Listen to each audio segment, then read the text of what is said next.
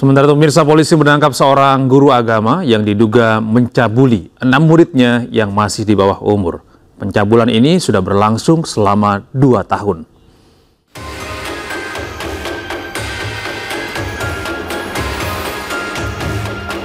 Polisi menangkap ZA di rumahnya di Sungai Liat, Kabupaten Bangka.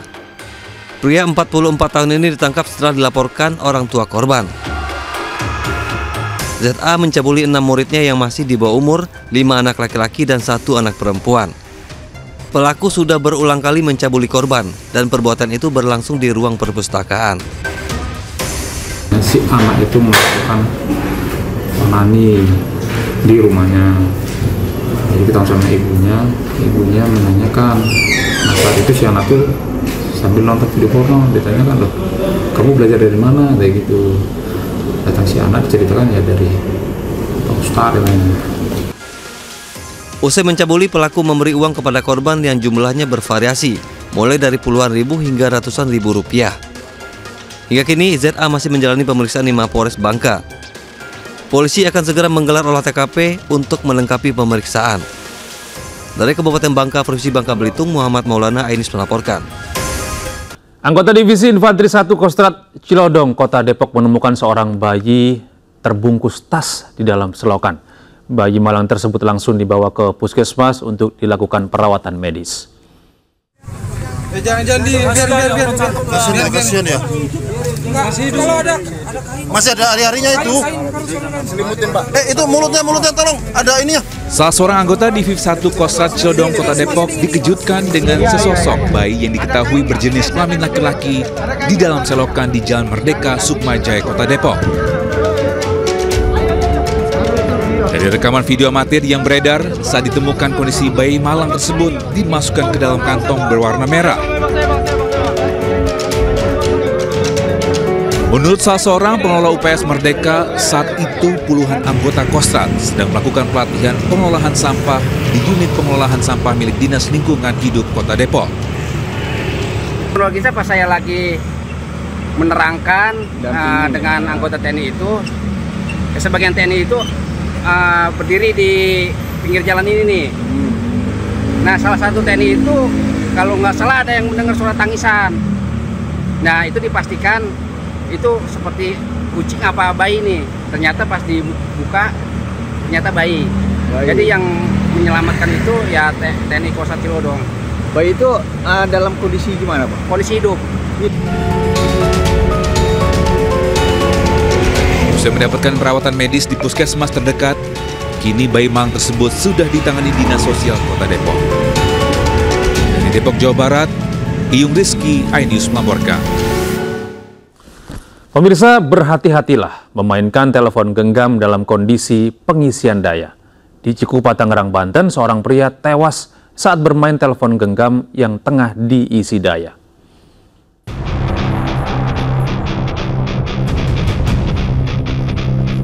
Pria bernama Sri Widodo ditemukan tewas di dalam rumah kontrakannya di Desa Telaga, Kecamatan Cikupa, Kabupaten Tangerang, Banten pada Selasa siang. Korban ditemukan dalam kondisi luka bakar dari dada hingga wajah. Sebelumnya, sejumlah tetangga korban mencium aroma tidak sedap dari dalam rumah kontrakan yang dihuni korban. Saat pintu didobrak, warga melihat korban sudah tak bernyawa dengan kondisi mengenaskan.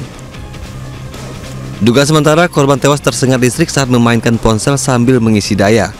Pasalnya, tangan kiri korban saat ditemukan menempel pada terminal listrik.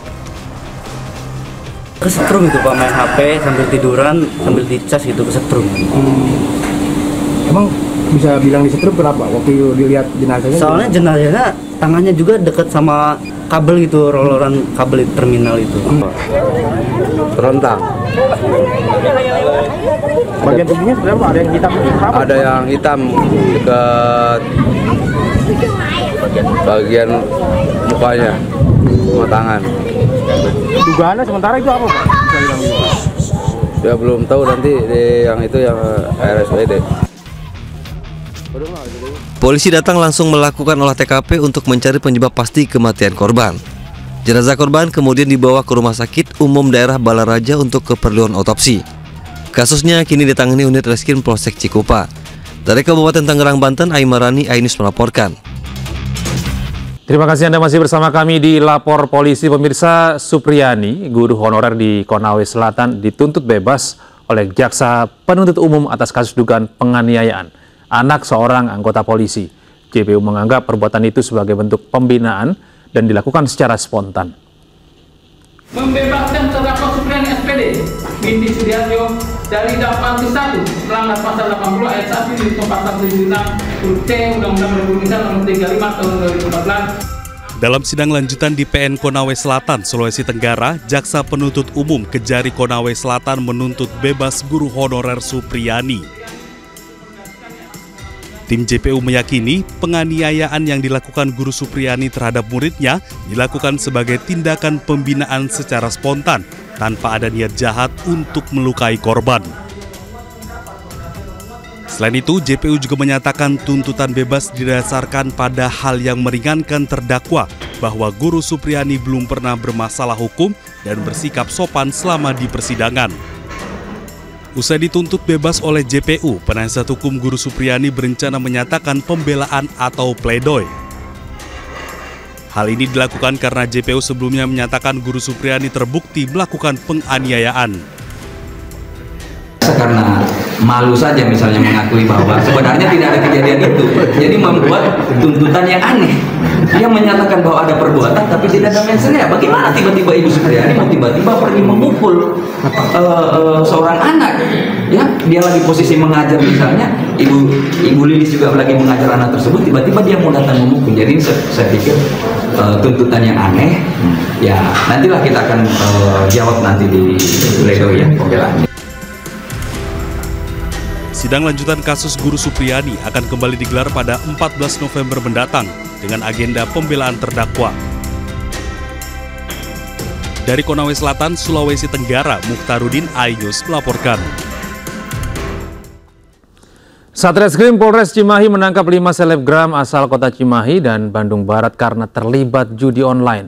Kelima tersangka berperan sebagai afiliator dan mendapat keuntungan belasan juta rupiah. Berangkat mahal dari belakang dekat. Tim Satgas Astacita Reskrim Polres Cimahi mengamankan 5 selebgram asal kota Cimahi dan Bandung Barat karena terlibat judi online. SN, SG, Nil, Dam, dan Ava ditangkap setelah mempromosikan judi online lewat media sosial mereka. Para tersangka berperan sebagai afiliator dan mempromosikan judi online lewat postingan Instastory mereka. Dari tangan tersangka, polisi mengamankan 5 ponsel, bukti postingan judi online dan akun media sosial kelima tersangka, serta postingan situs judi online. Salah satu selebgram yang juga merupakan ibu rumah tangga mengaku baru menjalankan aksinya selama 6 bulan dan sudah dapat keuntungan 11 juta lebih. Dari 6 bulan ini udah berapa banyak? 11 juta 300. 6 bulan sudah dapat 11 juta 400. 700 itu langsung masuk akun ya? Langsung masuk ke Polres Cimahi ya, melakukan pengungkapan dengan tersangka 5 orang ya. Kemudian modusnya adalah para pelaku ini menggugah ya postingan baik cerita atau story di akun sosial media di Instagram, kemudian disematkanlah link-link unggahan di ceritanya yang dilakukan oleh para pelaku itu, link-link judi ya, akun judi, sehingga pada saat kita klik story-nya secara otomatis kita akan masuk ke dalam aplikasi judi online yang memang sangat meresahkan di Indonesia ya. Atas perbuatannya, para tersangka terancam hukuman maksimal 10 tahun penjara dan denda maksimal 10 miliar rupiah. Dari Bandung, Jawa Barat, Yono Wahyu, iNews melaporkan.